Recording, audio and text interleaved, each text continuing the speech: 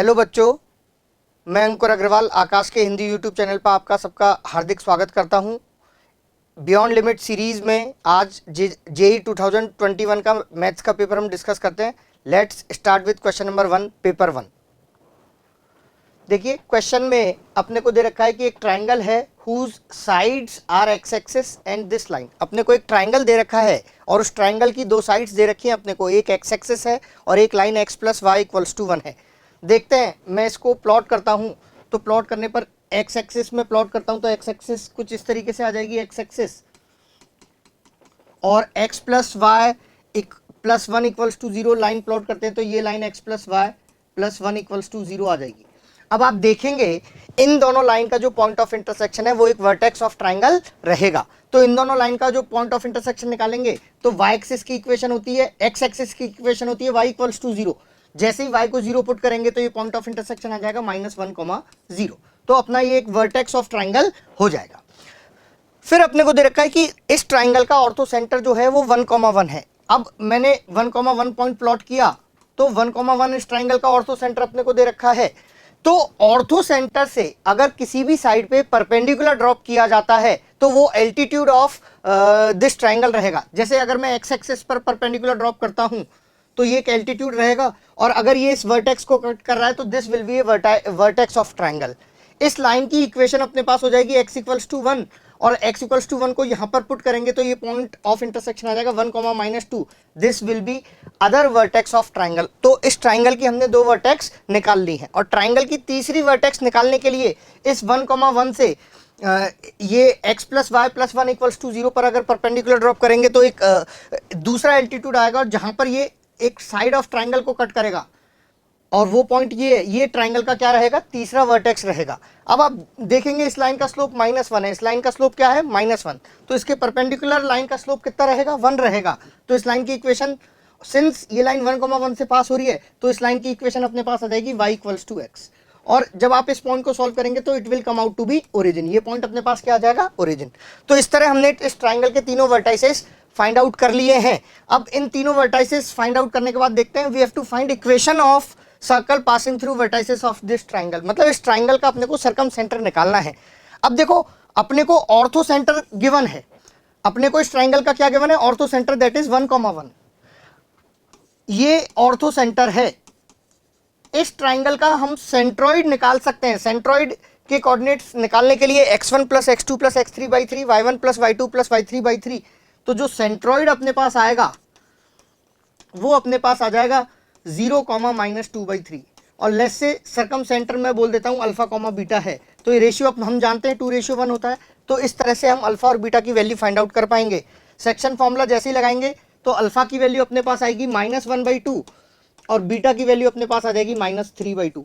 तो इस तरह से हमने जो circum centre of this triangle है वो हमने फाइंड आउट कर लिया। और circum centre of this triangle जो है वो बेसिकली कितना आ गया, -1/2, -3/2 जो है वो सर्कम सेंटर आ गया है।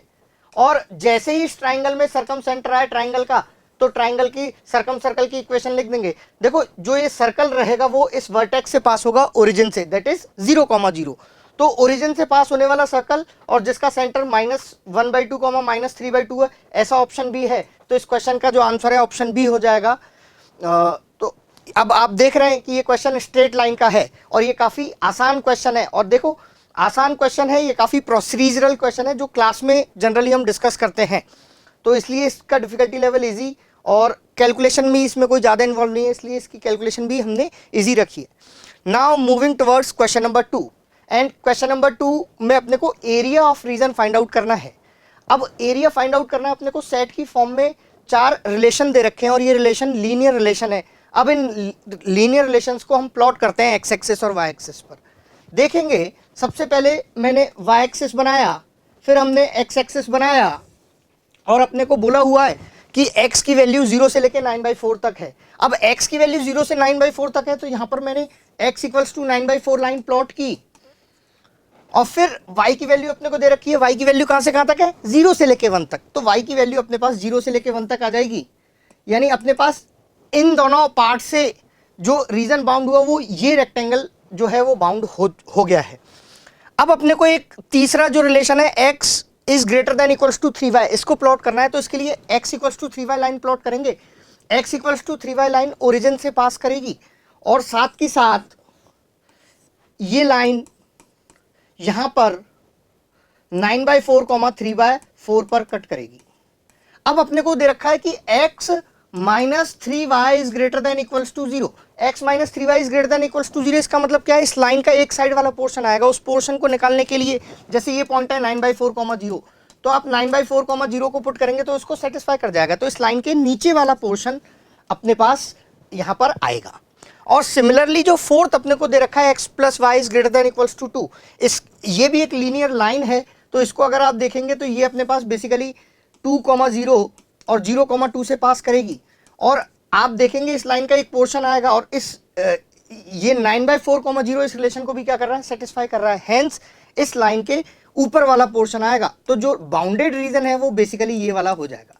अब इस बाउंडेड रीजन का एरिया निकालने के लिए मैं अगर इसको O नाम देता हूं, इस पॉइंट को P नाम देता हूं, इस पॉइंट को Q नाम देता हूं और इसको A नाम देता हूं, इसको B नाम देता हूं, तो रिक्वायर्ड एरिया अपने पास हो जाएगा area of triangle OPQ minus area of triangle OAB।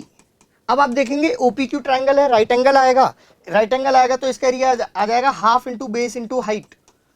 और OAB ट्राइंगल का एरिया निकालने के लिए अगर मैंने OB को बेस लिया है तो ये जो A का y कोऑर्डिनेट रहेगा वो इसकी हाइट रहेगी, और A के y कोऑर्डिनेट निकालने के लिए इन दोनों लाइंस को x plus Y equals to 2 और x इक्वल्स टू 3y को साइमल्टेनियसली सॉल्व कर लेंगे तो इसका y कोऑर्डिनेट बेसिकली कितना आ जाएगा, हाफ। और y कोऑर्डिनेट हाफ आने से इसका एरिया आप आसानी से निकाल पाएंगे, it will be half into 2 into 1/2। तो जब आप इस वैल्यू को सॉल्व करेंगे तो it will come out to be 11/32, ये वाली वैल्यू 11/32 अपने पास आ जाएगी और ऑप्शन इसका क्या हो जाएगा, ए।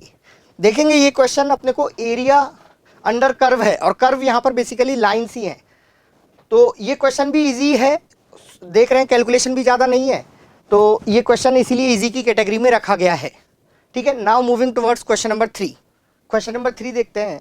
क्वेश्चन नंबर 3 में अपने को 3 सेट्स दे रखे, E1, F1 and G1।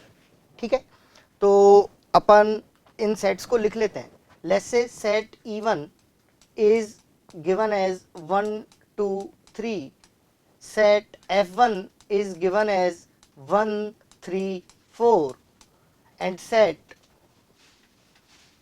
G1 is given as 2 3 4 5। अब आगे आपको बोला हुआ है क्वेश्चन में कि दो एलिमेंट सेलेक्ट किए गए, किससे सेलेक्ट किए गए, E1 से, और उनसे एक सेट बना दिया गया है S1। तो अगर आप S1 के लिए देखेंगे तो S1 के लिए E1 से दो एलिमेंट्स चूज किए गए, E1 से दो एलिमेंट्स क्या किए गए, चूज।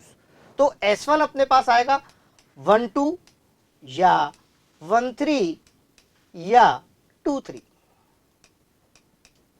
फिर अपने को एक सेट E2 बनाया गया है, एक सेट क्या बनाया गया है, E2। और E2 जो सेट है वो बेसिकली E1 से S1 के एलिमेंट को हटा दिया गया है, E1 से S1 के एलिमेंट को हटा दिया गया है। तो अगर आप सेट E2 को देखेंगे तो इस केस में जो E2 सेट आएगा वो आएगा 3, इस केस में अपने पास आएगा 2 और इस केस में अपने पास आएगा 1।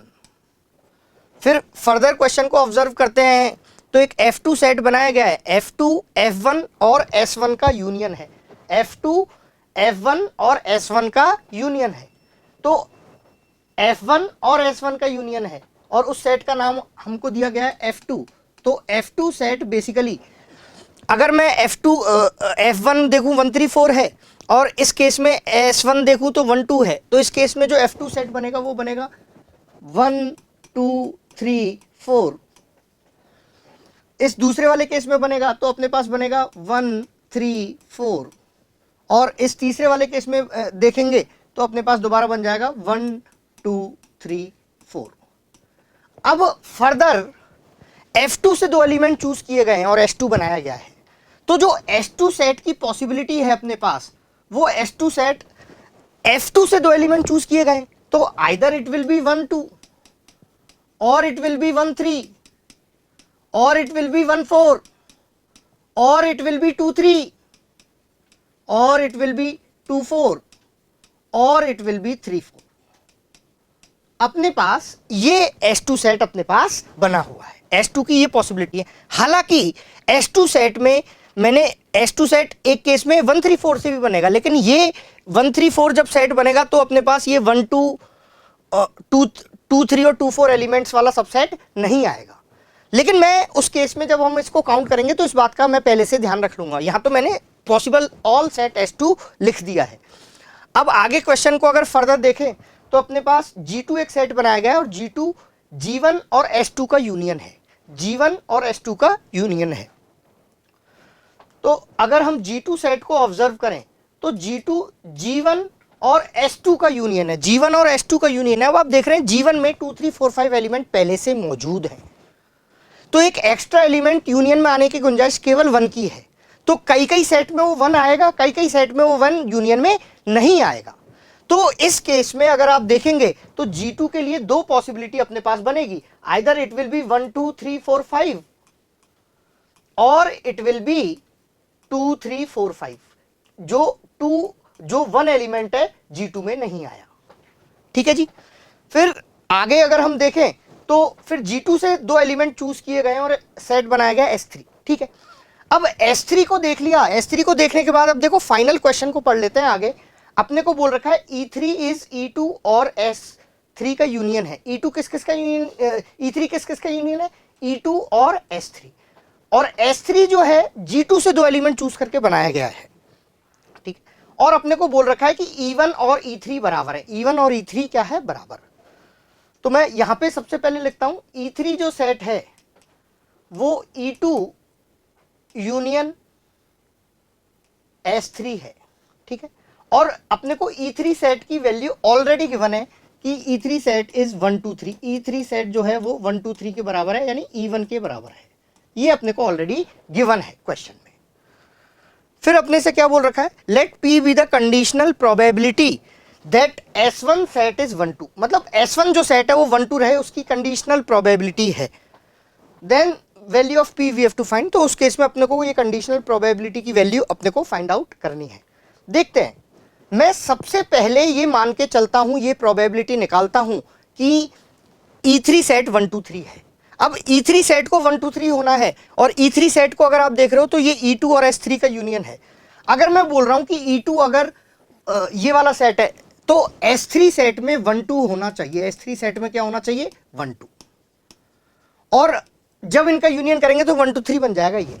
तो अब यही पॉसिबिलिटी हम काउंट करते हैं और यही पॉसिबिलिटी काउंट करने के लिए मैं बोल रहा हूं कि S1 सेट 1 2 है, तो S1 सेट 1 2 होने पर E3 सेट 1 2 3 हो जाए, इसके chances we have to evaluate. और इसके लिए सबसे पहले S1 को 1 2 होना है तो उसके चांसेस 1/3 हैं। फिर S1 को अगर 1 2 होना है तो जो ये S3 सेट है इसको भी 1 2 होना पड़ेगा। S3 सेट को 1 2 होना पड़ेगा, मतलब ये जो G2 सेट है, G2 सेट में 1 आना जरूरी है। और G2 सेट में 1 कब आएगा, जब ये S2 जो सेट होगा वो इन 1 वाला सेट होगा, 1 वाला सेट होगा। अब आप देखो दोबारा हम बैक कैलकुलेशन देख रहे हैं कि S1 सेट 1 2 है तो E2 सेट 3 है और F2 1 2 3 4 है। तो अगर ये 1 2 3 4 सेट है और S2 में ये 3 फेवरेबल अपने पास इस केस में हो जाएंगे, तो ये अपने पास आ जाएगा 3/6, क्योंकि फेवरेबल केस 3 है और टोटल केस कितने हैं, 6 है। और फिर उसके बाद अपने को S3 चूज करना पड़ेगा और S3 चूज करने के लिए अपने को 1 2 चूज करना पड़ेगा, मतलब एक फेवरेबल केस है और टोटल केसेस रहेंगे 5C2। टोटल केसेस कितने रहेंगे, 5C2 मतलब 10। तो ये जो प्रोबेबिलिटी आप देखेंगे this will come out to be 1/60। लेकिन ये प्रोबेबिलिटी कंडीशनल प्रोबेबिलिटी नहीं है। मैं बोल रहा हूं कि S1 सेट 1 2 है तो E3 सेट 1 2 3 है, उसके चांसेस हैं। S1 सेट अगर मैं बोलूं S1 सेट 1 3 है तो E3 सेट 1 2 3 है, इसके चांसेस हम इवेल्युएट कर रहे हैं। और इसके चांसेस S1 को 1 3 होने के लिए ये जो चांसेस है ये 1/3 आ जाएंगे। आउट ऑफ दीज 3 पॉसिबिलिटी ये S1 ये है। फिर अगर S1 अगर ये है तो F2 जो सेट बनेगा वो 1 3 4 बनेगा। और S3 सेट उस केस में क्या होना चाहिए, मैं यहां पर अगर ये E2 सेट को 2 लिखता हूं तो इसको 1, 3 लिखना पड़ेगा, मतलब इस S3 सेट में 1 होना चाहिए। अब S3 सेट में 1 होना चाहिए, मतलब G2 सेट में 1 होना चाहिए, और G2 सेट में 1 कब आएगा, जब S2 में 1 आएगा। और S2 सेट F3 के दो एलिमेंट को, F2 के दो एलिमेंट को चूज करके बनेगा, और इस केस में F2 सेट 1 3 4 बनेगा, और 1 3 4 बनेगा तो ये जो सेट है ये इसके सबसेट नहीं रहेंगे, और इस केस में 1 वाला अपने को चूज करना पड़ेगा, मतलब 2 फेवरेबल हैं आउट ऑफ 3। फिर हमने ये बना दिया G2 सेट, उस केस में 1 2 3 4 5 बन गया। अब यहां से अपने को 1 3 लेना है, मतलब एक फेवरेबल केस है एंड टोटल केसेस 10। तो ये जो चांसेस हैं वो बेसिकली कितने आ जाएंगे, 1/45। कितने आ जाएंगे, 1/45। सिमिलरली मैं लिखूंगा कि S1 अगर सेट 2 3 है और उस केस में E3 सेट 1 2 3 आए, उसके चांसेस हमको इवेल्युएट करने पड़ेंगे। अगर S1 2 3 है तो सबसे पहले S1 के चांसेस 1/3 आएगा। अब S1 2 3 है तो ये अपने पास यहां पर जो S3 सेट होना चाहिए वो S3 सेट अपने पास बेसिकली इस केस में E2 सेट 1 है, यानी S3 सेट अपने पास इस केस में क्या होना चाहिए, 2,3। अब ये 2,3 होना चाहिए, तो 2,3 सेट इस 1 वाले से भी बन सकता है और बिना 1 वाले से भी बन सकता है। तो ये दो केसेस अपने पास ये रहेंगे। तो इस केस में ये चांसेस इवेल्युएट करने के लिए मैं देखूंगा कि अगर ये जो S2 सेट 1 2 3 4 बना और उसमें 1 वाला सबसेट चूज हुआ, 1 वाला सबसेट चूज हुआ, उसके चांसेस कितने हैं, 1/2, क्योंकि 3 फेवरेबल है आउट ऑफ 6। और उस केस में अपने पास ये 2 3 चूज होना चाहिए, उसके चांसेस आएंगे 1/10। या फिर इधर 1 वाला सेट नहीं चूज हुआ तो उसके चांसेस भी हाफ रहेंगे, और उस केस में इसके ये जो अपना सेट है S3 ये 2 3 होता है, इसके चांसेस आएंगे 1/6। तो ये जब प्रोबेबिलिटी आप इवेल्युएट करेंगे it will come out to be 2/45। तो हमने ये 3 प्रोबेबिलिटी इवेल्युएट कर ली है। कौन कौन सी, जब S1 सेट 1 2 है तो E3 सेट को 1 2 3 होने के चांसेस हो जाएंगे 1/60। जब S1 सेट 1,3 है तो E3 सेट के 1 2 3 होने के चांसेस कितने हो जाएंगे, 1/45। और जब मैं बोल रहा हूं कि S1 सेट 2 3 है और E3 सेट को 1 2 3 होने के जो चांसेस हैं वो कितने आ जाएंगे, 2/45। Now we can evaluate conditional probability very easily, कि मैं ये बोल दूंगा, क्या बोल दूंगा, कि मेरे को चाहिए कि S1 सेट 1 2 होना चाहिए, तो 1 2 होने के चांसेस न्यूमरेटर में आएंगे और टोटल चांसेस किस में आ जाएंगे, डिनोमिनेटर में, दैट इज 1/60 प्लस 1/45 प्लस 2/45। और जब आप इस नंबर को इवेल्युएट करेंगे तो it will come out to be 1/5। तो ये पूरा जो नंबर है वो प्रोबेबिलिटी कितनी आ जाएगी, कंडीशनल प्रोबेबिलिटी कितनी आ जाएगी, 1/5। अब आप देख पा रहे हैं ये क्वेश्चन काफी, इसमें सेट्स फिर उसके सबसेट काफी बनाए गए, तो इस क्वेश्चन को मैंने हार्ड की कैटेगरी में रखा है, ये क्वेश्चन हार्ड की कैटेगरी में रखा है, और इसको सॉल्व करने में भी काफी टाइम लगेगा। तो उसको 3-4 मिनट 4-5 मिनट इसको सॉल्व करने में टाइम लगेगा, और इसमें लेवल ऑफ कैलकुलेशन अगर आप देखेंगे तो मॉडरेट है। ठीक है जी। Now moving towards question number 4। Question number 4 में अपने को दे रखा है कि θ1 θ2 θ10 with positive angles such that उनका सम अपने को दे रखा है कितना, 2π है। θ1 से लेके θ10 10 एंगल है और उनका सम अपने को दे रखा है 2π है। और फिर अपने को कॉम्प्लेक्स नंबर डिफाइन कर रखे हैं, Z1 ZK, Z1 is e⁻i θ1, ZK is ZK - 1 e⁻i θk, और k की वैल्यू 2 से लेके कितना 10 तक है। ठीक है जी। तो मैं ये गिवन डेटा एक बार लिख देता हूं। We have given θ1 plus θ2 plus θ3 up to θ10 is 2π, Z1 is e⁻i θ1 and ZK is ZK - 1 e⁻i θk। ठीक है जी। अब यहां पर अपने को बोला हुआ है कि k की वैल्यू 2 से लेके 10 तक है। ठीक है, आगे क्वेश्चन में देखते हैं। 2 स्टेटमेंट अपने को बोल रखे हैं, और 2 स्टेटमेंट अगर हम देखें तो P स्टेटमेंट जो पहला स्टेटमेंट है उसमें अपने को बोल रखा है Z2 - Z1 का मॉड, Z3 - Z2 का mod, up to Z10 - Z9 का मॉड, और फिर Z1 - Z10 का मॉड। तो इन सब मॉड का सम लेस देन 2π है। तो सबसे पहले मैं अगर Z1 Z2 Z3 को डिकोड करूं, जैसे अपने पास Z1 आएगा e⁻i θ1, अगर आप Z2 कॉम्प्लेक्स नंबर को देखेंगे तो it will come out to be e to the power iota theta 1 plus theta 2। Similarly Z3 complex number को अगर आप देखेंगे तो it will come out to be iota theta 1 plus theta 2 plus theta 3। Likewise Z10 जो complex number है वो अपने पास क्या आ जाएगा, e to the power iota theta 1 plus theta 2 up to theta 10।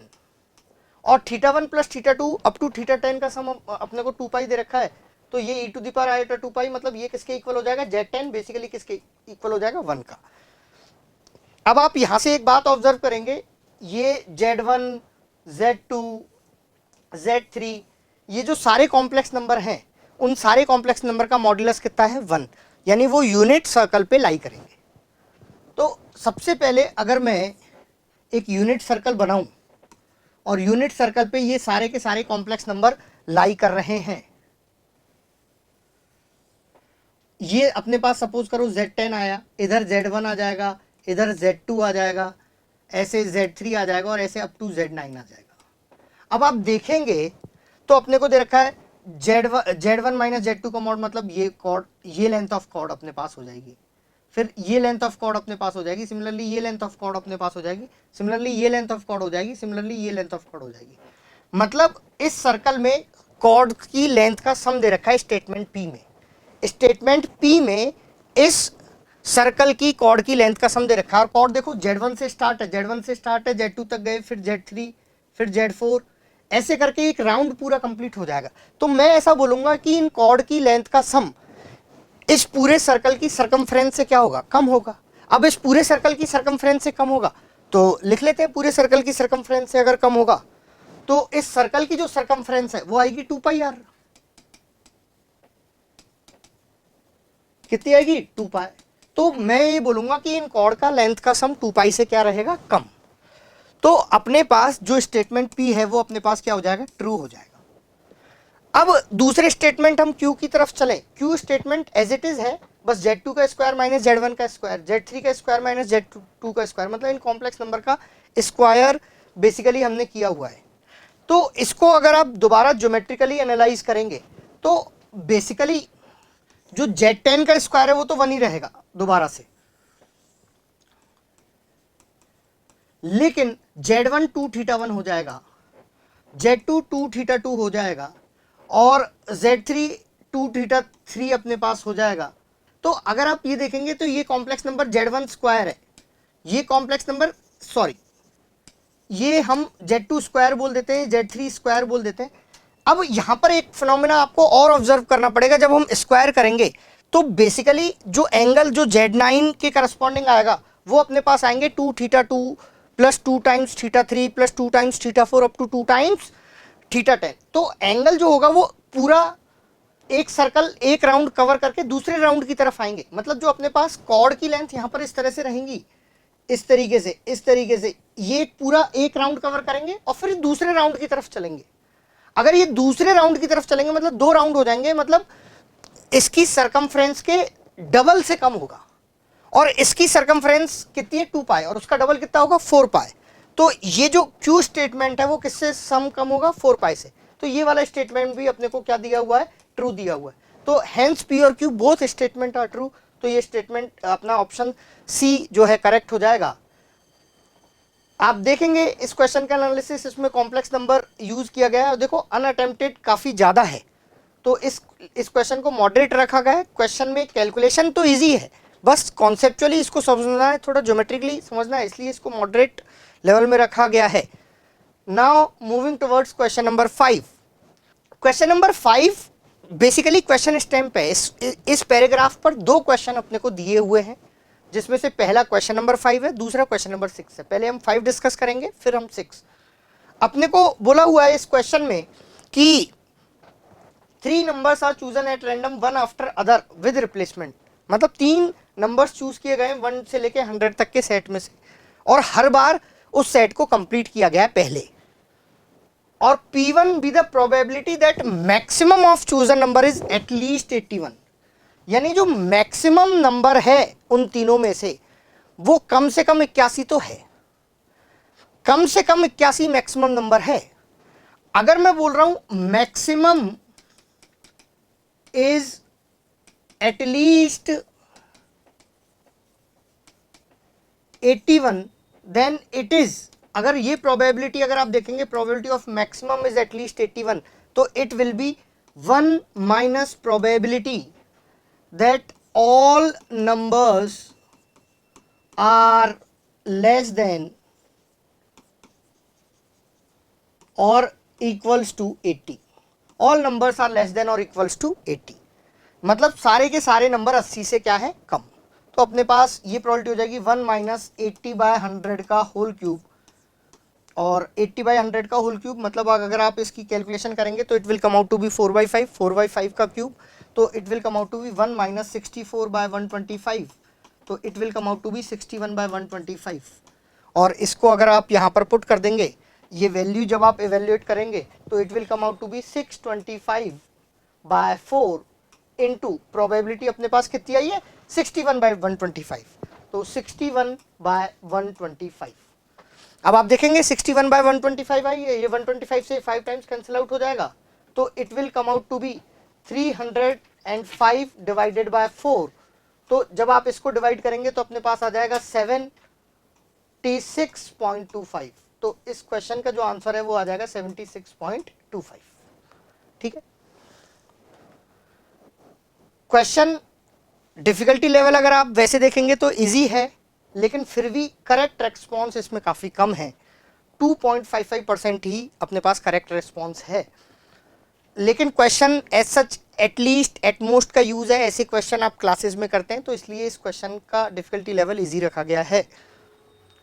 Now moving towards question number 6, और question number 6 में अपने को P2 के बारे में बोल रखा है, और अपने को बोल रखा है P2 जो अपने पास है वो क्या है, probability that minimum of chosen number, minimum of chosen number is at most 40, यानी 40 या 40 से कम एक ना एक नंबर मिनिमम चूज होना ही चाहिए। तो this can written as 1 minus probability no number is less than और इक्वल्स टू 40, मतलब सारे नंबर 40 से बड़े हैं, सारे नंबर 40 से बड़े मतलब 41 से लेके 100 तक सारे नंबर्स हैं। तो उसके लिए आप देख लेंगे तो 1 माइनस 60/100 का क्यूब आ जाएगा, और अगर आप ये चांसेस इवेल्युएट करेंगे तो ये 3/5 है, 3/5 का क्यूब मतलब अपने पास आ जाएगा 98/125, कितना आ जाएगा 98/125। अब आप ये वैल्यू इवेल्युएट कर लेते हैं तो अपने पास आ जाएगा 125/4 इनटू ये प्रोबेबिलिटी आपने देखी 98/125 है, तो 98/125 अगर आप यहाँ पर इवेल्युएट करेंगे ये कैंसिल हो जाएगा, 4 से इसको डिवाइड करेंगे, तो 4 से जैसे ही इसको डिवाइड करेंगे it will come out to be 22, फिर एक बचा 24.5, तो ये अपने पास 24.5 इस क्वेश्चन का आंसर अपने पास आ जाएगा। ठीक है जी, देखेंगे ये क्वेश्चन भी प्रोबेबिलिटी का है, करेक्ट रिस्पॉन्स कम है, हालांकि दोबारा से वही एटलीस्ट एटमोस्ट का यूज है, क्लासेस में आप ऐसे क्वेश्चन पढ़ते हैं, इसीलिए इस क्वेश्चन को डिफिकल्टी लेवल इसका इजी रखा गया है। अब चलते हैं क्वेश्चन नंबर 7 पर। Question number 7 matrix and determinant से रिलेटेड है। अपने को यहाँ पर दे रखा है कि alpha beta are the real number such that this system of equation is consistent.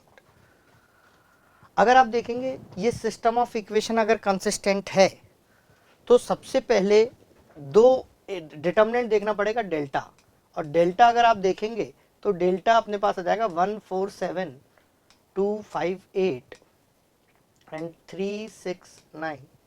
तो इस डेल्टा की जब आप वैल्यू वैल्यूट करेंगे तो this will come out to be 0। ये डिटरमिनेंट की वैल्यू अपने पास कितनी आ जाएगी 0। अगर डेल्टा 0 है तो इस सिस्टम को कंसिस्टेंट होने के लिए डेल्टा 1, डेल्टा 2, डेल्टा 3 तीनों को 0 होना पड़ेगा।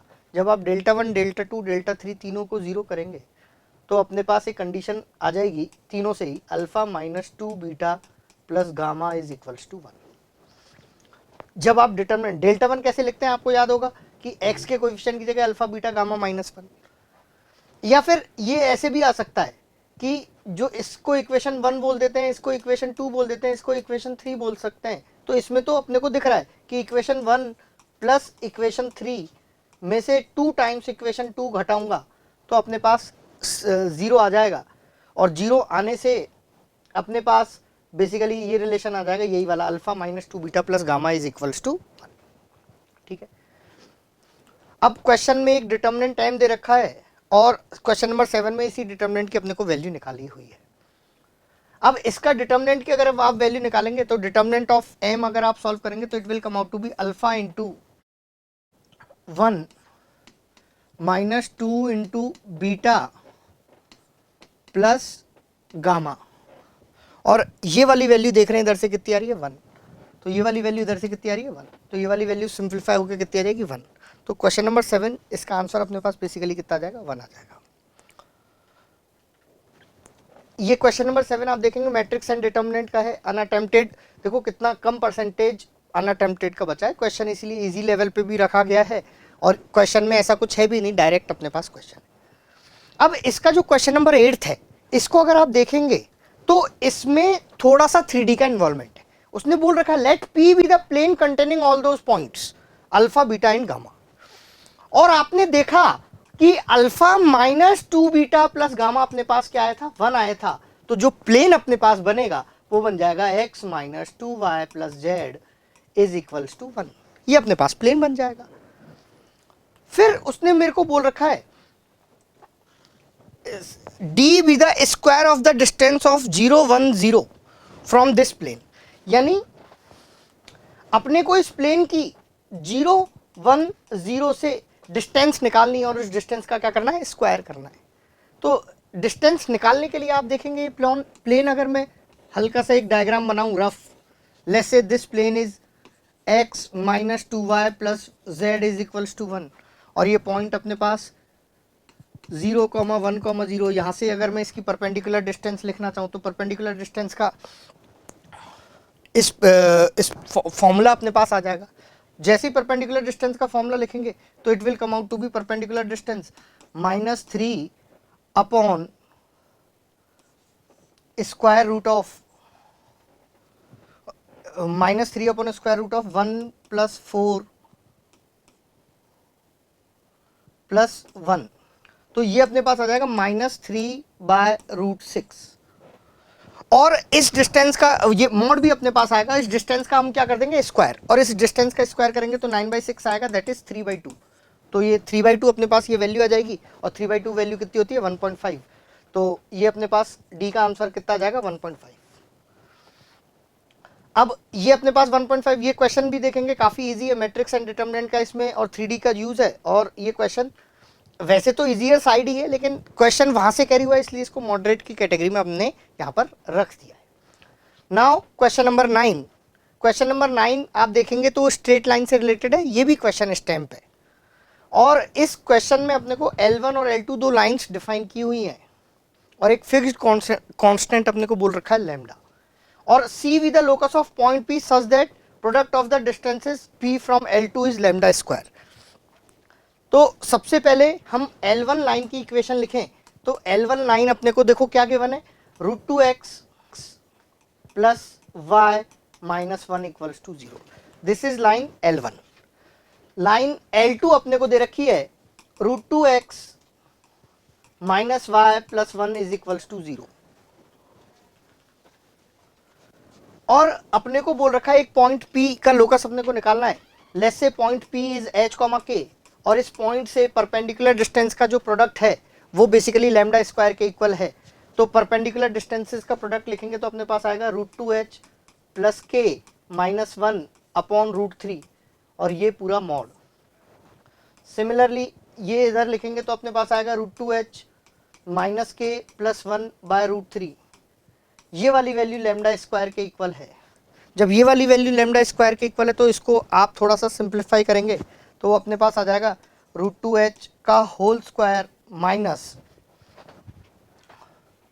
y माइनस 1 का होल स्क्वायर, यहाँ पे k को मैंने y पुट कर दिया, h को भी x पुट कर देते हैं, इज 3 लैम्डा स्क्वायर। तो अपने पास ये लोकस अपने पास आ गया है, यानी ये अपने पास कर्व C आ गया है। ठीक है, फिर उसने बोल रखा है इस कर्व सी को line y equals to 2x plus 1 r और s पे मीट कर रही है। y equals to 2x plus 1 r और s पे मीट कर रही है और r और s के बीच में डिस्टेंस कितनी है, रूट 270। तो अपने को लेमडा की वैल्यू या लेमडा स्क्वायर की वैल्यू अपने को क्या करनी है, फाइंड आउट। अगर लेमडा की वैल्यू आ जाएगी तो लेमडा स्क्वायर की भी वैल्यू आ जाएगी। तो इस कर्व को कौन सी लाइन कट कर रही है, y equals to 2x plus 1। मैं पॉइंट्स अपने को दे रखे हैं r और s। मैं बोल देता हूं जैसे r के कोऑर्डिनेट x1, y1 है और s के कोऑर्डिनेट x2, y2 है। तो distance between r and s जो अपने पास आने वाली है, distance between r and s वो अपने पास आने वाली है under root x2 minus x1 का whole square plus y2 minus y1 का होल स्क्वायर। सिंस ये line y equals to 2x plus 1 है तो y1 minus y2 upon x1 minus x2 slope के बराबर रहेगा और वो वैल्यू 2 रहेगी। तो ये वाली वैल्यू आ जाएगी root 5 mod of x2 minus x1। और x2 और x1 इस लाइन और इस कर्व के पॉइंट ऑफ इंटरसेक्शन है। यानी इन दोनों कर्व को अगर मैं साइमल्टेनियसली सॉल्व करूंगा और उसके x कोऑर्डिनेट्स का डिफरेंस निकालूंगा, वहाँ मल्टीप्लाई करूंगा तो डिस्टेंस के बराबर आ जाएगा। तो इन दोनों कर्व को साइमल्टेनियसली सॉल्व करने पर अपने पास आएगा 2x square is equals to 3 lambda square. तो जो x अपने पास आएंगे वो आएंगे root 3/2 mod lambda with plus minus sign. तो अगर आप इनका डिफरेंस निकालेंगे तो x2 minus x1 will come out to be root 6 mod lambda.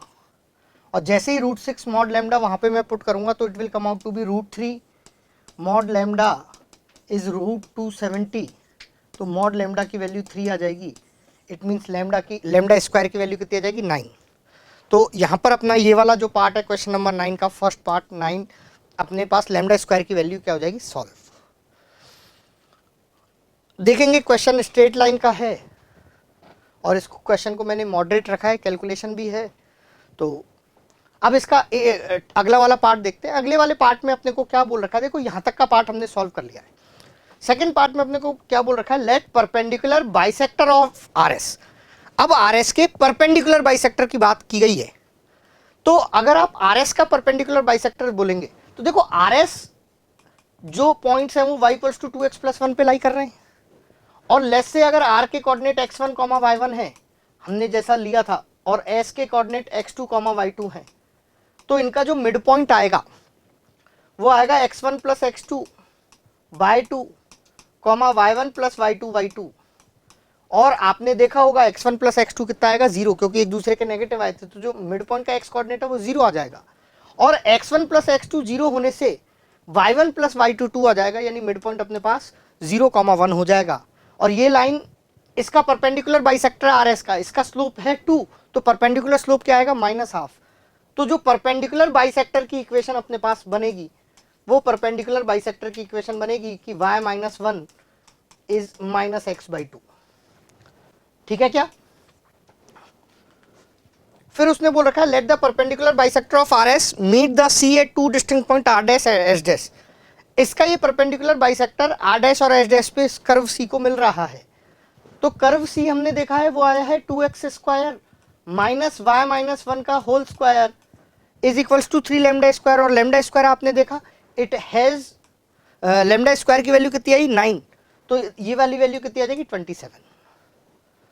और अगर मैं r डैश और s डैश के coordinate x1 dash y1 dash x2 dash y2 dash मान लेता हूं तो distance between r dash and s dash, distance between r dash and s dash will come out to be under root x1 dash minus x2 dash का whole square plus y1 dash minus y2 dash का whole square. जब same तरीके से यहाँ इसका slope -½ है तो y1 dash minus y2 dash will be -1/2 x1 dash minus x2 dash. तो ये वाली value basically √5 divided by 2 mod x1 dash minus x2 dash अपने पास आ जाएगी। और x1 डैश और x2 डैश इन दोनों के पॉइंट ऑफ इंटरसेक्शन है। तो इन दोनों के पॉइंट ऑफ इंटरसेक्शन सॉल्व करने के लिए y माइनस 1 को x/2 उधर पुट कर दूंगा और y माइनस 1 को x/2 जब मैं पुट करूंगा तो यहाँ पे x² बाय 4 आएगा। तो it will become 7x² by 4, my mistake, is 27, तो एक्स स्क्वायर बेसिकली बन जाएगा 4 इंटू 27/7।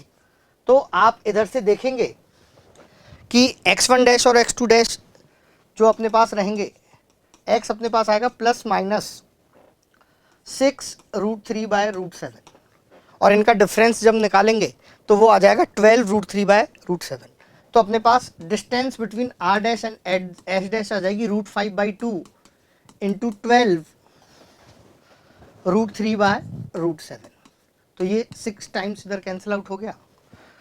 और अपने से जो यहाँ पर पूछा गया है, स्क्वायर ऑफ द डिस्टेंस पूछा गया है, तो स्क्वायर ऑफ द डिस्टेंस आप इवेल्युएट कर लेंगे, इट इज़ 36 इंटू 15/7। तो ये वैल्यू जो भी आएगी उस वैल्यू यहाँ पर वो 2 डेसिमल प्लेसेस तक उसका क्या हो जाएगा, आंसर हो जाएगा। आप देखेंगे ये क्वेश्चन भी स्ट्रेट लाइन का है, मॉडरेट मतलब थोड़ा हार्ड मैंने रखा है क्योंकि क्वेश्चन इसके पहले वाले से कैरी होता है। अगर पहला वाला सॉल्व हो पाएगा तब आप दूसरे वाले को डिकोड कर पाओगे। और इसमें आइडियल टाइम 3-4 मिनट्स का, लेवल ऑफ कैलकुलेशन भी हार्ड है क्योंकि आप पूरा का पूरा काफ़ी कैलकुलेटिव सवाल अपने पास ये आ जाता है। Now moving towards question number 11। Question number 11 में एक मैट्रिक्स एम दे रखी है 3x3 और ये डिटर्मिनेंट स्टैंडर्ड नोटेशन है। अपने को 3 मैट्रिक्स दे रखी है ई, पी एंड एफ, और फिर A B C D which of the following is true, ये बात करें more than one correct choice अपने पास पार्शियल मार्किंग के साथ ये क्वेश्चन अपने पास आया हुआ है। तो सबसे पहले अगर ऑप्शन ए को मैं देखूं तो ऑप्शन ए अपने पास लिखा हुआ है कि F is P E P, और दूसरा अपने पास क्या लिखा हुआ है कि P square is equals to I. P square जो है वो आइडेंटिटी मैट्रिक्स के क्या है, इक्वल। तो अगर आप इस पी मैट्रिक्स को देखेंगे और अगर आप इसका स्क्वायर करेंगे तो आई आ जाता है। इनफैक्ट अगर आप एक बात नोटिस करेंगे तो 1 0 0 0 0 1 0 1 0 इस मैट्रिक्स को अगर आप मल्टीप्लाई करते हो और इस मैट्रिक्स को अगर आप प्री मल्टीप्लाई करते हो तो रो इंटरचेंज होती हैं, पोस्ट मल्टीप्लाई करते हो तो कॉलम इंटरचेंज होते हैं। ये आपने ये सब देखा होगा। जैसे अगर मैं इस एफ मैट्रिक्स है, इस एफ मैट्रिक्स, अब यहाँ पर ई मैट्रिक्स अगर मैं मल्टीप्लाई करूँ 1 2 3 2 3 4 एंड 8 13 18, जब आप इस मल्टीप्लिकेशन को परफॉर्म करेंगे तो अपने पास मल्टीप्लिकेशन अपने पास आ जाएगा 1 2 3, फिर अपने पास आ जाएगा 8 13 18 और अपने पास आ जाएगा 2 3 4। जैसा कि मैंने आपको बोला कि रो इंटरचेंज यहाँ पर हो जाएंगे प्री मल्टीप्लाई करने। अब ये पी का मल्टीप्लिकेशन हुआ और इसके साथ अगर आप एक और पी पोस्ट मल्टीप्लाई करेंगे एंड पोस्ट पी 1 0 0 0 0 1 0 1 0, तो अगर ये पोस्ट मल्टीप्लाई हुआ है तो कॉलम इंटरचेंज होगा, और कॉलम इंटरचेंज होने का मतलब है कि अपने पास ये बन जाएगा 1 8 2 3 18 एंड 4 एंड 2 13 एंड 3, और सेम मैट्रिक्स एफ लिखी हुई है तो ये वाला स्टेटमेंट अपने पास ट्रू हो जाता है। और अपने को पी स्क्वायर अपने को आई दे रखा है, जब आप पी को पी से मल्टीप्लाई करोगे तो प्री और पोस्ट दोनों एक ही बात है, और जैसे ही करेंगे तो या तो आप रो चेंज कर लो या कॉलम इंटरचेंज कर लो, तो कुछ भी आप करोगे तो वो आई के बराबर ही अपने पास आएगा। ये दोनों को इंटरचेंज करोगे तब भी वो आई बनेगा, और इन दोनों को इंटरचेंज करोगे तब भी आपके पास क्या बनेगा, आई बनेगा। तो ये भी स्टेटमेंट सही है। और ये स्टेटमेंट सही होने से एक और बात अपने पास सही हो जाती है कि P is equals to P inverse, जो मैट्रिक्स P है वो P इनवर्स के क्या है, बराबर। अब दूसरे ऑप्शन की तरफ चलते हैं। ऑप्शन बी अपने को कुछ दे रखा है इस तरह से, Q के बारे में दे रखा है, Q एक नॉन सिंगुलर मैट्रिक्स है। तो ऑप्शन बी मैं यहां पे लिख देता हूं, option B is written as EQ plus PF inverse का डिटर्मिनेंट। ठीक है जी। अब आप देखेंगे PF इनवर्स का डिटर्मिनेंट और इन दोनों के इंडिविजुअल डिटर्मिनेंट के सम के बराबर है, इन दोनों के इंडिविजुअल डिटर्मिनेंट के सम के बराबर है। अब देखो इस क्वेश्चन में ध्यान से ऑब्जर्व करेंगे तो जो E का अगर आप डिटर्मिनेंट निकालेंगे तो E का डिटर्मिनेंट बेसिकली अपने पास 0 आ रहा है। E का डिटर्मिनेंट बेसिकली क्या आ रहा है, 0 आ रहा है। अब E का डिटर्मिनेंट 0 आ रहा है तो f का डिटर्मिनेंट भी जीरो आएगा, f का डिटर्मिनेंट भी बेसिकली कितना आएगा, जीरो आएगा। और f का डिटर्मिनेंट और e का डिटर्मिनेंट जीरो आने से ये जो राइट हैंड साइड की वैल्यू है वो बेसिकली किसके इक्वल है, जीरो के इक्वल है। अब इस लेफ्ट हैंड साइड की वैल्यू को अगर आप एनालाइज करोगे और इस f की जगह जो आपने पहले सॉल्व किया हुआ है p e p पुट करोगे तो इधर p इंटू पी स्क्वायर बनेगा और p स्क्वायर तो i के इक्वल है। तो बेसिकली अपने पास ये बन जाएगा e Q plus P square I के इक्वल है ई पी क्यू इनवर्स। अब आप इधर से देखेंगे ई प्री कॉमन आ जाएगा तो अपने पास बन जाएगा determinant of E into determinant of Q plus P Q inverse. और डिटर्मिनेंट ऑफ ई जीरो है तो ये वाली वैल्यू भी क्या आ जाएगी, जीरो। तो लेफ्ट हैंड साइड वाली वैल्यू भी जीरो है, राइट हैंड साइड वैल्यू भी जीरो है, तो अपने पास ये वाली वैल्यू भी जीरो के इक्वल है, ये वाली वैल्यू भी जीरो के इक्वल है। तो ऑप्शन बी अपने पास करेक्ट हो जाएगा, ऑप्शन ए ऑलरेडी करेक्ट आ चुका है। ऑप्शन सी को वेरीफाई करेंगे तो ऑप्शन सी ऑलरेडी वेरीफाई हो गया कि डिटर्मिनेंट ऑफ ई जीरो है तो ये वाली वैल्यू भी जीरो आएगी और ये वाली वैल्यू भी जीरो आएगी, zero is not greater than zero, तो ये ऑप्शन सी क्या हो जाएगा, रॉन्ग। अब ऑप्शन डी की तरफ चलेंगे और ऑप्शन डी में अपने पास दे रखी है दो matrix P inverse E P. मैं ऑप्शन डी लिखता हूं, option D is given as P inverse E P plus F. अब आपने देखा कि P इनवर्स P के बराबर है तो ये वाली वैल्यू PEP आएगी और PEP वैल्यू ऑप्शन ए में आपने देखी PEP वैल्यू किसके इक्वल है, F। तो यहां पर ये वाली क्वांटिटी किसके बराबर हो जाएगी, 2F के बराबर हो जाएगी। सिमिलरली ऑप्शन डी में एक मैट्रिक्स और लिखी हुई है, एक मैट्रिक्स और अपने पास लिखी हुई है E plus P inverse FP, E plus P inverse F P. तो इस F की जगह अगर आप PEP लिख देते हो, PEP P और इधर P इनवर्स, तो ये वाली वैल्यू I के इक्वल हो गई, ये वाली वैल्यू भी I के इक्वल हो गई, तो this will come out to be 2E। तो ऑप्शन डी में जो मैट्रिक्स है ये वाली वैल्यू 2F के इक्वल है, ये वाली वैल्यू 2E के इक्वल है, तो 2F और 2E को करस्पॉन्डिंगली देख लेते हैं। अब देखो ऑप्शन डी में क्या लिखा हुआ है, ऑप्शन डी में लिखा हुआ है इनके सम ऑफ डायगोनल एंट्री सेम है। अब देखो E की डायगोनल एंट्री देखो 1 3 18, इनका सम करो तो 22 आता है। F की डायगोनल एंट्रीज देखो 1 18 3, इनका सम करोगे 22 करेंगे तो 2E का भी डायगोनल एंट्रीज का सम 44 आएगा, 2F का भी डायगोनल एंट्रीज का सम कितना आएगा, 44। तो हेंस ये दोनों डायगोनल एंट्रीज का सम अपने पास क्या रहेगा, सेम रहेगा। तो option D is correct option. तो इस तरह से इस क्वेश्चन का आंसर ए बी डी तीनों अपने पास सही हो जाएंगे। क्वेश्चन के एनालिसिस के बारे में देखेंगे तो मैट्रिक्स एंड डिटर्मिनेंट है और अब आप देखेंगे तो करेक्ट रिस्पॉन्स काफ़ी कम है। और अगर आप ये देखेंगे टोटल परसेंटेज भी 100 नहीं है, मतलब ये क्वेश्चन पार्शियल करेक्ट था, बाकी जो और जो परसेंटेज में बचा हुआ 100 के अलावा उन सबके पार्शियल करेक्ट हैं। डिफिकल्टी लेवल मैंने इसमें हार्ड रखा है क्योंकि अपने को डिटर्मिनेंट ऑफ ई ऑब्जर्व करना है कि जीरो है, फिर एफ का डिटर्मिनेंट और काफ़ी क्वेश्चन रिलेटेड है और टाइम भी इसमें 4-5 मिनट दिया हुआ है। ठीक है जी। Now moving towards next question, that is question number 12। और क्वेश्चन नंबर 12 को अगर आप देखेंगे तो क्वेश्चन नंबर 12 एओडी से रिलेटेड है, फंक्शन से रिलेटेड है, इंक्रीजिंग डिक्रीजिंग की बात अपने पास की हुई है, ऑन टू है, रेंज है। और फंक्शन अगर आप देखेंगे तो फंक्शन क्वाड्रेटिक अपॉन क्वाड्रेटिक दिया हुआ है।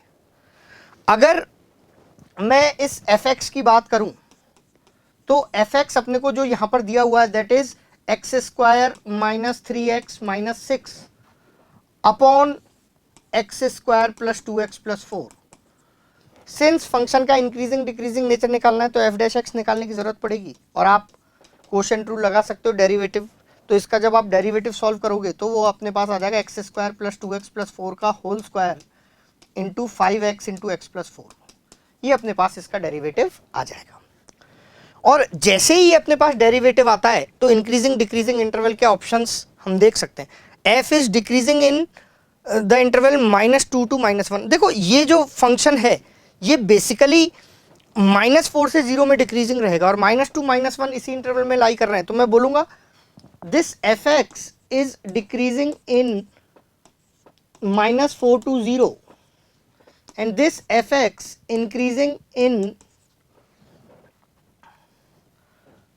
Minus infinity to zero union minus infinity to -4 sorry union 0 to infinity, उस इंटरवल में फंक्शन इंक्रीजिंग रहेगा। तो इस तरह ऑप्शन ए ऑप्शन बी दोनों अपने पास क्या हो जाएंगे, ट्रू हो जाएंगे।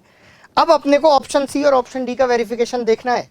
ऑप्शन सी ऑप्शन डी के वेरिफिकेशन के लिए इसका हम ग्राफ बना लेंगे। आपने देखा जो अपने पास फंक्शन है एफ एक्स, वो अपने पास लिखा हुआ है x square minus 3x minus 6 upon x square plus 2x plus 4, और ये फंक्शन डिक्रीजिंग आ गया -4 से 0 में, और ये फंक्शन इंक्रीजिंग आ गया minus infinity to -4 union 0 to infinity में। अब मैं इसका जैसे ही ग्राफ प्लॉट करना चाहूँगा तो इसका ग्राफ मैंने कोऑर्डिनेट एक्सिस प्लॉट किया। अब आप देखेंगे फंक्शन एसिम्प्टोटिक रहेगा, किस पर एसिम्प्टोटिक रहेगा, 1 पर। अगर x इन्फिनिटी की तरफ जाएगा तब भी वैल्यू 1 आएगी, और x माइनस इन्फिनिटी की तरफ जाएगा तब भी वैल्यू 1 आएगी। तो मैंने y इक्वल्स टू 1 यहाँ पर प्लॉट किया।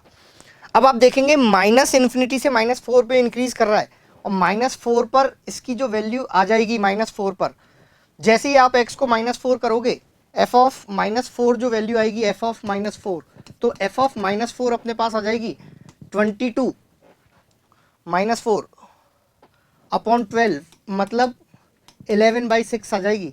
तो ये ग्राफ 11/6 तक इंक्रीज करेगा, और 0 पे इसकी वैल्यू देखेंगे f ऑफ 0, तो f ऑफ 0 अपने पास -3/2 आ जाएगा। 0 पे कितना आ जाएगा, -3/2। फिर ये डिक्रीज करेगा 0 तक, और फिर ये 1 के एसिम्प्टोटिक अपने पास इस तरह से हो गया। अब आप देखेंगे कि फंक्शन की जो कोडोमेन है वो आर दे रखी है, तो फंक्शन ऑन टू तो नहीं है, तो ऑप्शन सी अपने पास क्या हो जाएगा, गलत। और ऑप्शन डी, इसकी रेंज की बात करेंगे तो -3/2 से तो स्टार्ट करेगी इसकी रेंज, लेकिन कहाँ तक जाएगी, 11/6 तक। तो और अपने को जो यहाँ पर रेंज है वो 2 तक दे रखा है, जो कि क्या है, गलत ऑप्शन। तो ऑप्शन ए ऑप्शन बी अपने पास क्या हो जाएंगे, करेक्ट ऑप्शन हो जाएंगे। आप देखेंगे क्वेश्चन काफ़ी आसान है, एप्लीकेशन ऑफ डेरिवेटिव का है, और देखो इस क्वेश्चन की करेक्ट परसेंटेज काफ़ी ज़्यादा है। क्वेश्चन अपने पास मल्टीपल चॉइस करेक्ट में था, और इसमें पार्शियल मार्किंग भी था, फिर भी करेक्ट का रेस्पॉन्स, इसलिए इस क्वेश्चन को इजी लेवल के इजी मैंने रखा हुआ है। और सॉल्व करने में हालांकि कैलकुलेशन है, टाइम लगता है, तो इसलिए 3-4 मिनट्स का टाइम यहाँ पर मैंने दिया हुआ है। Now question number 13। Question number 13 को अगर आप देखेंगे तो क्वेश्चन नंबर 13 में अपने को 3 इवेंट्स दे रखे हैं ई एफ जी, और उनकी रिस्पेक्टिव प्रोबेबिलिटीज लिखी हुई हैं। ठीक है, तो मैं ये तीनों इवेंट को लिखता हूँ, ये तीनों इवेंट की प्रोबेबिलिटी लिखी हुई है।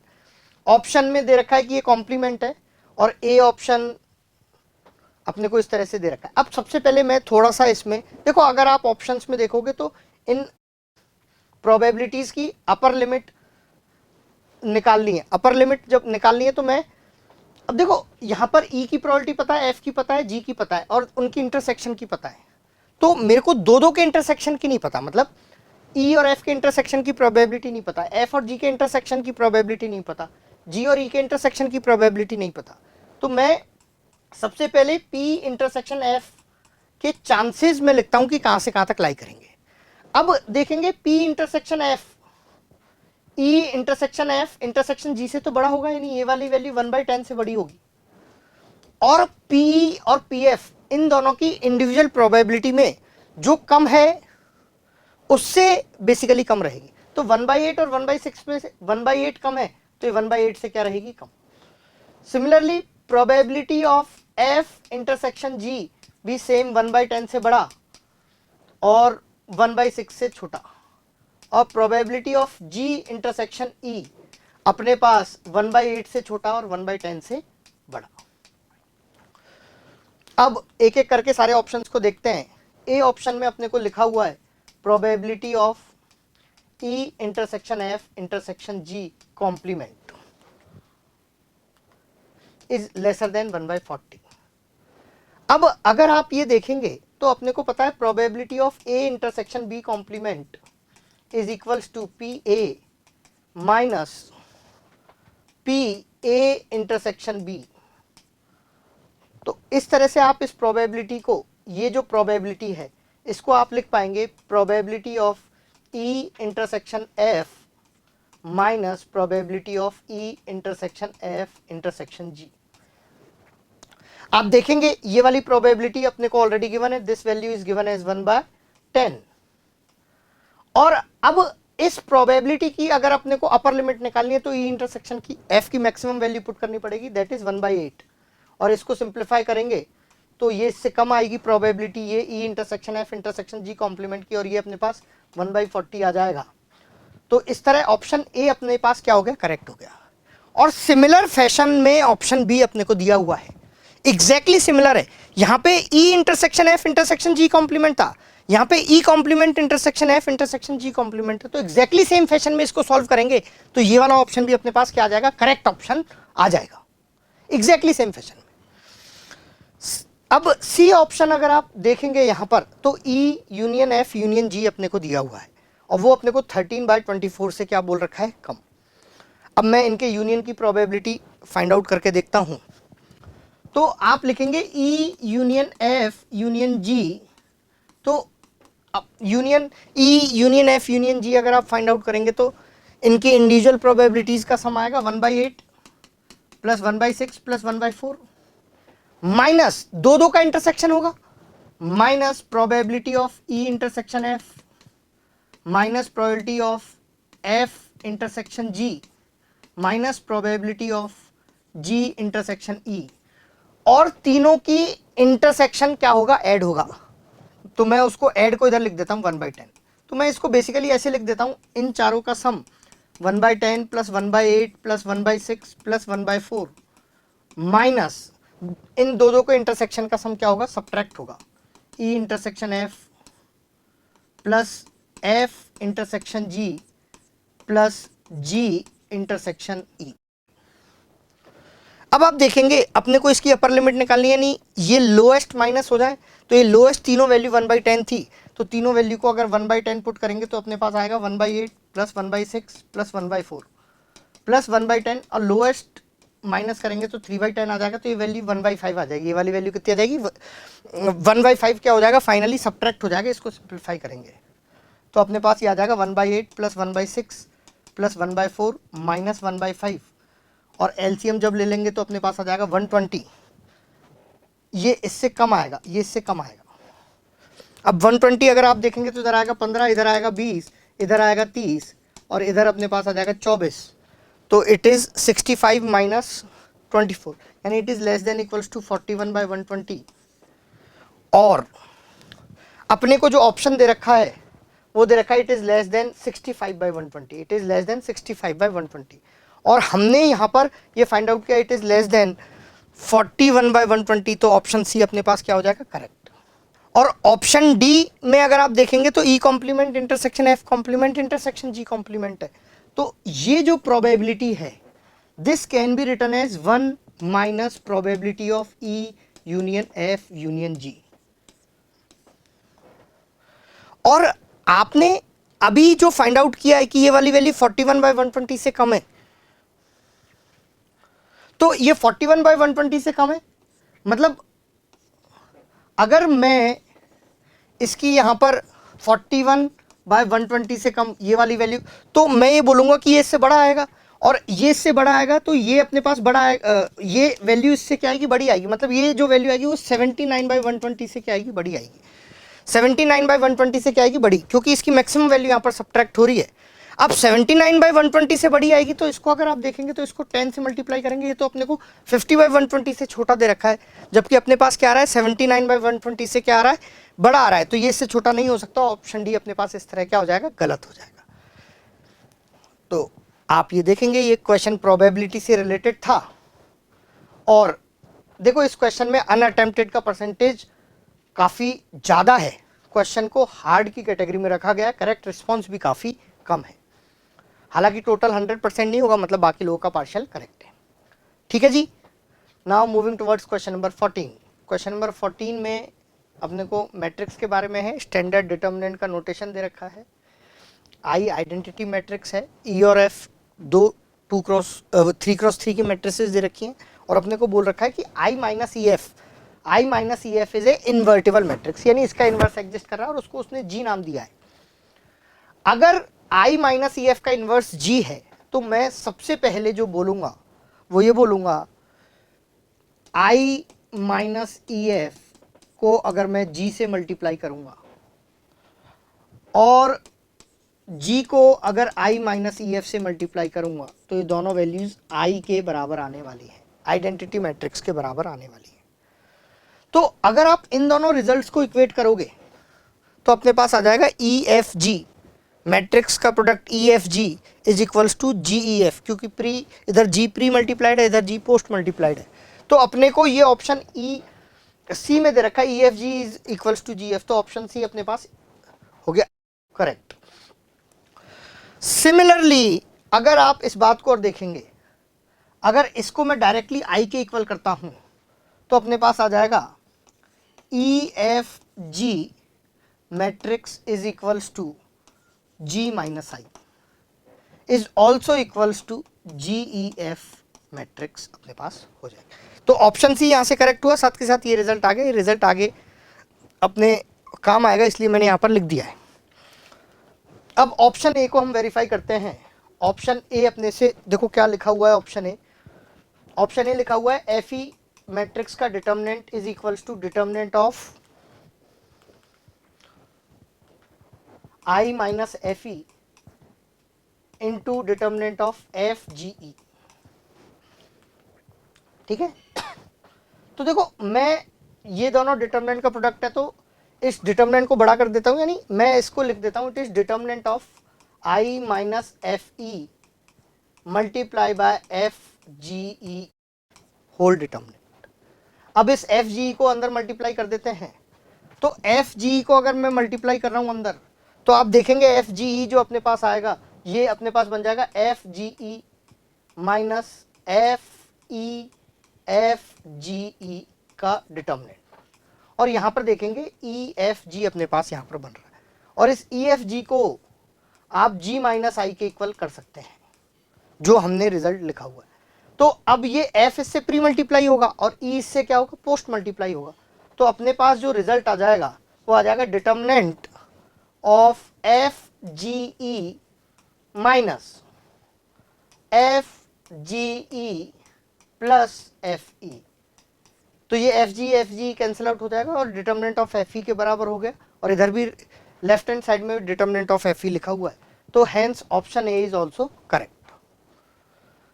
सिमिलरली ऑप्शन बी को अगर वेरीफाई करेंगे तो आई माइनस एफ ई और आई प्लस एफ जी का प्रोडक्ट उसने बोल रखा आई के इक्वल है। तो ऑप्शन बी अगर मैं यहां पर लिखूं, ऑप्शन बी यानी आई माइनस एफ ई का प्रोडक्ट किसके साथ, आई प्लस एफ जी ई के साथ, और इसको उसने आई के इक्वल बोला हुआ है, तो मैं दोबारा से ये मल्टीप्लिकेशन कर देता हूं, तो इधर से अपने पास आ जाएगा आई प्लस एफ जी ई, फिर ये F E minus F E, और अपने पास आएगा minus F E F G E, और ये ई एफ जी दोबारा से हम जी माइनस आई के इक्वल यहाँ पर लिख देंगे, और फिर मल्टीप्लाई करेंगे तो ये I as it is, F G E as it is,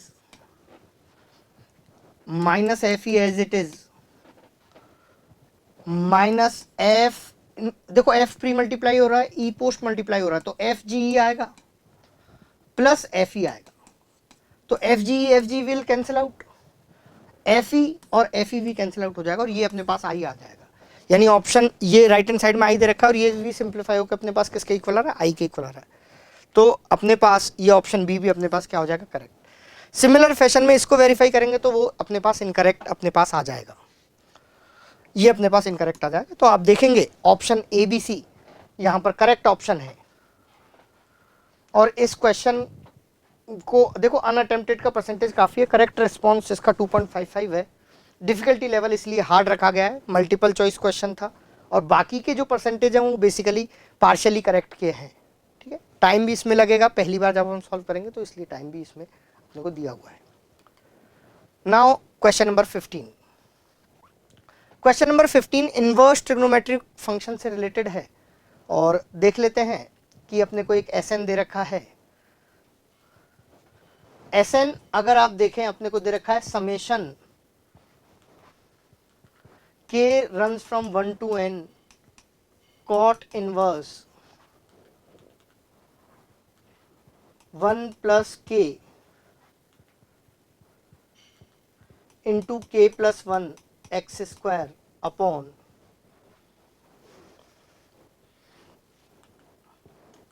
x. इसके साथ साथ अपने को बोला हुआ है एक्स कोई भी रियल नंबर है,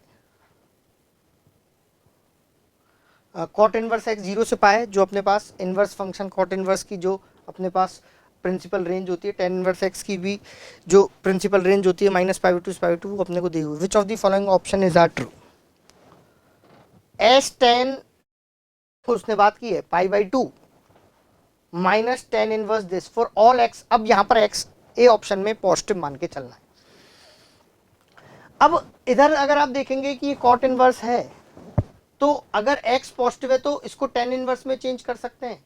तो आप ये जो क्वांटिटी है, इस क्वांटिटी को हम क्या लिख सकते हैं कि tan inverse x upon one plus k plus one into x into k x. और मैंने इसलिए लिखा है क्योंकि ये सम अपने पास आ जाए, तो अपने पास ये सम आ जाएगा टेन इनवर्स के plus one into x minus tan inverse के एक्स। और इसमें सम जब आप लगा देंगे के वन से लेके एन तक, तो ये एस एन आ जाएगा, और एस एन अपने पास सिंप्लीफाई होके आ जाएगा tan inverse N plus one x minus tan inverse of x. अब ऑप्शन ए में अपने को एस टेन की वैल्यू दी हुई है। एस टेन अगर आप इवेल्युएट करेंगे तो ये आ जाएगा tan inverse of 11x minus tan inverse of x. और इसको अगर आप लिखेंगे tan inverse of 11x minus tan inverse of x, तो it will come out to be tan inverse of 10x upon one plus 11x square. Since x is positive तो इसको आप cot inverse में चेंज कर सकते हैं, तो ये अपने पास आ जाएगा cot inverse of one plus 11x square upon 10x, which is π/2 minus tan inverse of one plus 11x square upon 10x। ये अपने पास ये आ जाएगा, जो कि ऑप्शन ए में दे रखा है, जो कि करेक्ट ऑप्शन अपने पास हो जाएगा। अब ऑप्शन बी में n टेंडिंग टू इन्फिनिटी पर Sn और उसका अपने को कॉट लिया हुआ है, और x उसने बोल रखा है पॉजिटिव है, यानी इस इनफाइनाइट सीरीज का सम लिखना है।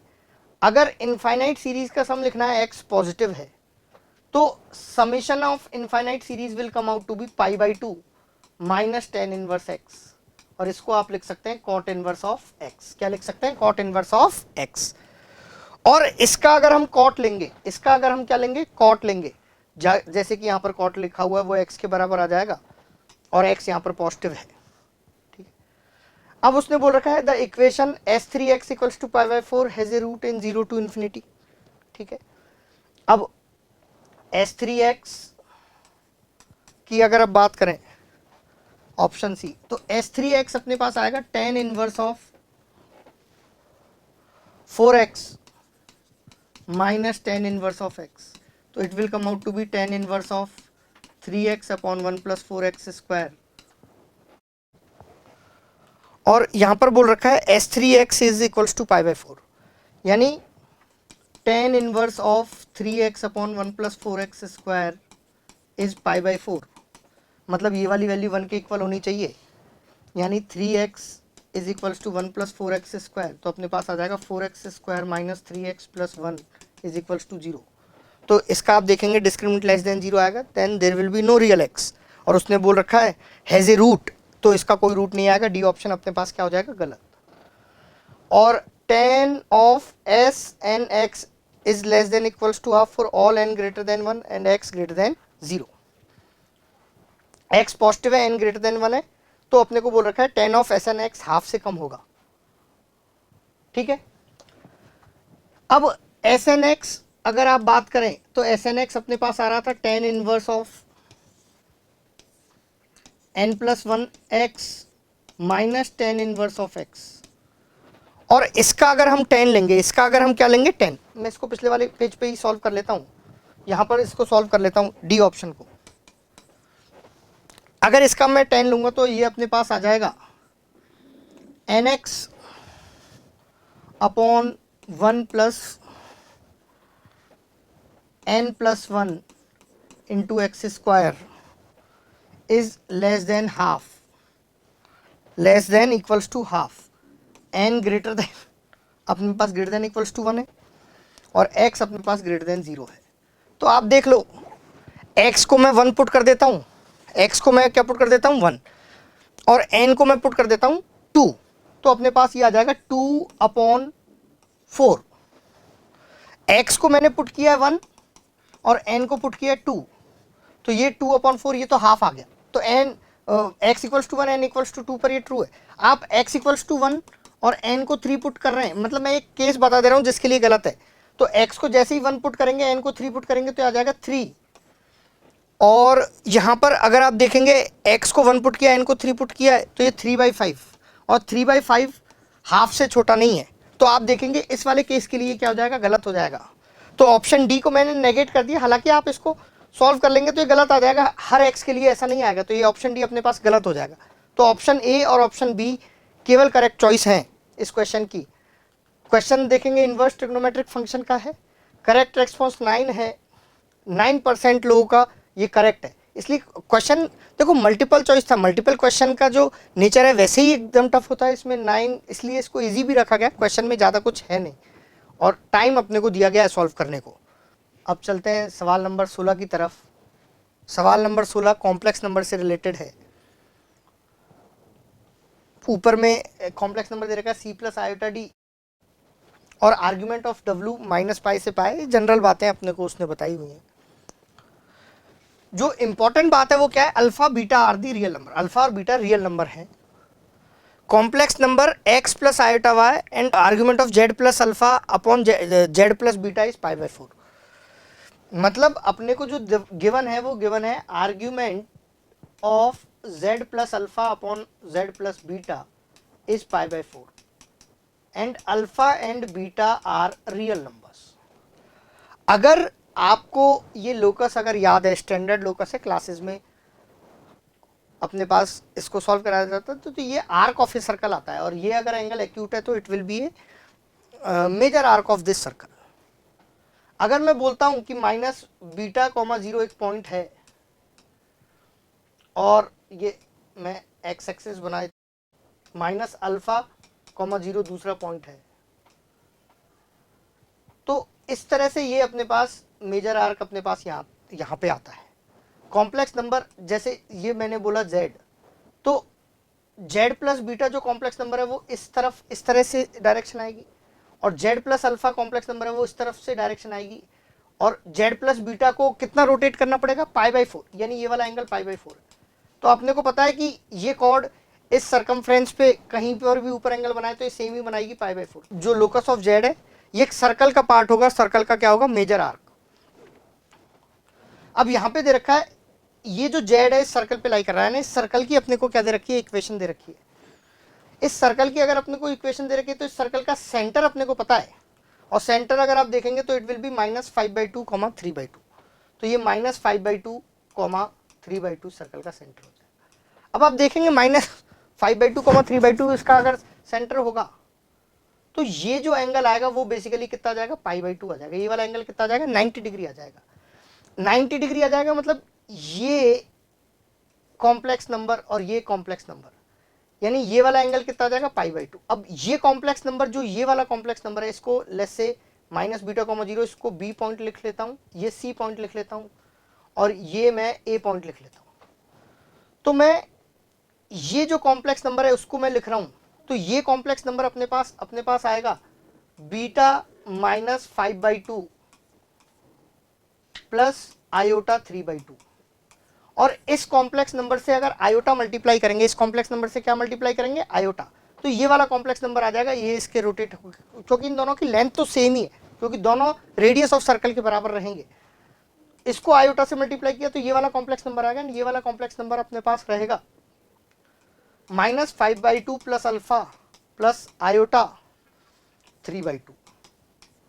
अब इनको जैसे ही आप इक्वेट करेंगे तो आयोटा अगर अंदर मल्टीप्लाई होगा तो ये वाला इमेजिनरी पार्ट आएगा, तो बीटा -5/2 इमेजिनरी पार्ट इसके इमेजिनरी पार्ट के बराबर हो जाएगा 3/2 के बराबर, और ये अगर मल्टीप्लाई इधर होगा तो अपने पास आएगा अल्फा -5/2 इज इक्वल्स टू -3/2। तो इधर से अल्फा की वैल्यू कितनी आ गई 1 और बीटा की वैल्यू कितनी आ गई 4। अल्फा और बीटा अपने पास आइडेंटिफाई हो गए और ऑप्शन में अल्फा बीटा के करस्पॉन्डिंग ही था। अल्फा की वैल्यू 1, बीटा की वैल्यू 4, तो हम देखेंगे अल्फा बीटा की वैल्यू 4 हो जाएगी और बीटा की वैल्यू 4 हो जाएगी, तो ऑप्शन बी और डी अपने पास सही ऑप्शन हो जाएंगे। क्वेश्चन काफ़ी आसान है और अगर आप देखेंगे ये क्वेश्चन काफ़ी लोगों ने किया भी है। क्लास में ये सारी चीज़ें बताई जाती है, कॉम्प्लेक्स नंबर के लोकस में अपने को बताया जाता है, मेजर आर्क है, इजी की कैटेगरी में रखा गया है और टाइम भी इसको सॉल्व करने में 2-3 मिनट्स ही अपने को लगनी चाहिए। बाकी नेक्स्ट क्वेश्चन की तरफ बढ़ते हैं। Question number 17। Question number 17 integer type का क्वेश्चन है और इंटीजर टाइप के क्वेश्चन को सॉल्व करने के लिए नंबर ऑफ रियल रूट्स पूछा गया है, मॉड्यूलस की एक इक्वेशन है। तो इस सबसे पहले मॉड के केसेस को अगर आप ओपन करेंगे तो अपने पास आ जाएगा, अगर मैं बोलता हूँ कि x लाइज फ्रॉम -∞ से -1 यूनियन 1 से इन्फिनिटी, तो ये मॉड पॉजिटिव साइन के साथ अपने पास ओपन हो जाएगा। तो अपने पास आ जाएगा 3x square minus 4x square plus 4 plus x minus 1 is 0। तो अपने पास एक इक्वेशन बन जाएगी that is -x square plus x plus 3 is equals to 0। X square minus x minus 3 equals to 0। तो x की वैल्यू अपने पास सिंप्लीफाई होके आ जाएंगी और देखो क्या वैल्यूज आएंगी, 1 प्लस माइनस √13/2। अब देखेंगे दो अपने पास वैल्यू आई, एक 1 प्लस √13/2 और दूसरी वाली वैल्यू आएगी 1 माइनस √13/2। तो 1 प्लस √13/2 वैल्यू 1 से बड़ी आएगी, यानी ये वाली वैल्यू भी सिलेक्ट हो रही होगी, और 1 माइनस √13 ये वाली वैल्यू -1 से छोटी आएगी, यानी ये वाली वैल्यू भी सिलेक्ट हो रही होगी। तो ये दोनों ही अपने पास सॉल्यूशन सेलेक्ट हो गए। अब अपन को इसमें दूसरा केस कंसिडर करना पड़ेगा कि x लाइज फ्रॉम -1 to 1, तो यहाँ पर ये मॉड नेगेटिव साइन के साथ ओपन होगा। तो अपने पास इक्वेशन आ जाएगी 3x square plus 4x square -4 plus x minus 1 is 0। तो अपने पास बन जाएगी equation 7x square plus x minus 5 is equals to 0। ठीक है, x की वैल्यूज अगर आप सिंप्लीफाई करेंगे तो अपने पास आएंगी -1 plus minus B square that is 1 plus 140 divided by 14। तो अपने पास x अपने पास आ जाएगा -1 माइनस √141/14 और एक आ जाएगा -1 प्लस √141/14। अब देखो √141 11 पॉइंट समथिंग होगा, 11 पॉइंट समथिंग से 1 सब्ट्रैक्ट हुआ, 14 डिवाइड हुआ तो 1 से कम आएगा। 11 पॉइंट समथिंग में 1 और ऐड हुआ तो ये 12 पॉइंट समथिंग है, फिर उसका नेगेटिव है और अपॉन 14 है, तो ये दोनों वैल्यूज -1 से 1 रहेंगी, तो ये दोनों वैल्यूज फिर दोबारा सेलेक्ट हो जाएंगी। तो इसके नंबर ऑफ रियल रूट्स अपने पास दो इधर से आ गए, दो इधर से आ गए। नंबर ऑफ रियल रूट्स पूछे थे तो 4। बहुत ही आसान सवाल इंटीजर का यहाँ पर ये अपने पास है, क्वाड्रेटिक इक्वेशन से रिलेटेड है और देखेंगे करेक्ट रिस्पॉन्स भी परसेंटेज काफ़ी ज़्यादा है। Moving towards question number 18। Triangle ABC है, प्रॉपर्टीज ऑफ ट्राइंगल से रिलेटेड है। ट्राइंगल की तीनों साइड्स दे रखी हैं तो एक वैल्यू अपने को फाइंड आउट करनी है और वैल्यू अपने पास लिखी हुई है cot A plus cot C upon cot B। तो cot A को अगर आप लिखेंगे तो it will come out to be cos A by sin A। cot C अपने पास आएगा cos C by sin C और cot B अपने पास आएगा cos B by sin B। जब आप इसको पूरा सिंप्लीफाई करेंगे तो अपने पास कुछ इस तरीके से बन जाएगा sine of A plus C into sine B upon sine A sine C, sine A sine C cos B। और हम ये जानते हैं sine of A plus C triangle में साइन B के इक्वल है, तो ये जो वैल्यू सिंप्लीफाई होकर दोबारा आ जाएगी वो आ जाएगी sine square B upon sine A sine C cos B। इसको मैं 2r स्क्वायर से मल्टीप्लाई कर देता हूँ, इधर भी 2r स्क्वायर से मल्टीप्लाई कर देता हूँ, साइन लॉ यूज कर लेंगे तो 2r साइन B किसके बराबर हो जाएगा, B के। तो ये क्वांटिटी आ जाएगी b square upon AC cos B। Cos B का फॉर्मूला पुट करेंगे तो अपने पास ये वैल्यू आ जाएगी b स्क्वायर अपॉन AC और कॉस B का फॉर्मूला पुट करेंगे तो it will B a square plus C square minus b square upon 2AC। तो AC से AC कैंसिल आउट हो जाएगा, 2 ऊपर चला जाएगा तो ये वाली वैल्यू अपने पास सिंप्लीफाई हो जाएगी 2b square upon a square plus C square minus b square. अब अपने को b की वैल्यू दे रखी है, b की वैल्यू कितनी दे रखी है 4, ये स्मॉल a की वैल्यू है, ये स्मॉल c की वैल्यू पुट कर देंगे तो अपने पास आ जाएगा 2 into B square that is 16 upon a square will come out to be 9, c square will come out to be 23 and b square subtract होगा तो इधर अपने पास आ जाएगा 16, तो अपने पास ये आ जाएगा 2 इंटू 16/16, तो 16 से 16 कैंसिल आउट हो जाएगा 2, इसका आंसर अपने पास हो जाएगा। इंटीजर टाइप ये क्वेश्चन भी काफ़ी आसान अपने पास प्रॉपर्टीज ऑफ ट्राइंगल का आया हुआ है, जिसमें प्रॉपर्टीज ऑफ ट्राइंगल है। अब देखो इसमें करेक्ट रेस्पॉन्स का परसेंटेज भी काफ़ी है और ये भी क्वेश्चन इजी रखा गया क्योंकि केवल साइन लॉ अपने पास और कोसाइन लॉ यूज हुआ है इसमें। Moving to the last question, question number 19 vector से रिलेटेड है। u v w vectors in 3 dimensional space और u और v यूनिट वेक्टर दे रखे हैं, तो mod of u is given as 1 and mod of v is also given as 1। ये values भी अपने को दे रखी हैं। फिर अपने को यहाँ पर जो गिवन है कि u v w का जो वॉल्यूम ऑफ पैरेललोपाइड है वो √2 है, यानी box u v w is given as √2।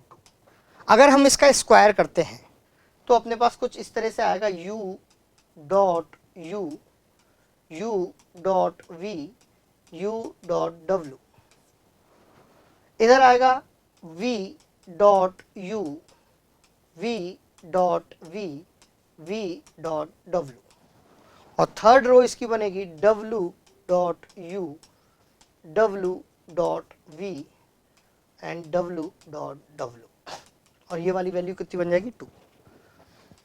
ये जब वैल्यूज में यहां पर पुट करूंगा तो आप देखेंगे u डॉट u की वैल्यू 1 आएगी, u डॉट v अपने को नहीं पता यहां पर तो इसको मान लिया x, और u डॉट w की वैल्यू अपने को पता है इट इज 1। देन ये वाली वैल्यू v डॉट u ये भी अपने को नहीं पता, इसको मैंने बोल दिया x। फिर v डॉट v की वैल्यू अपने को पता है 1, फिर अपने पास आएगा v डॉट w की वैल्यू भी अपने पास कितनी आ जाएगी 1।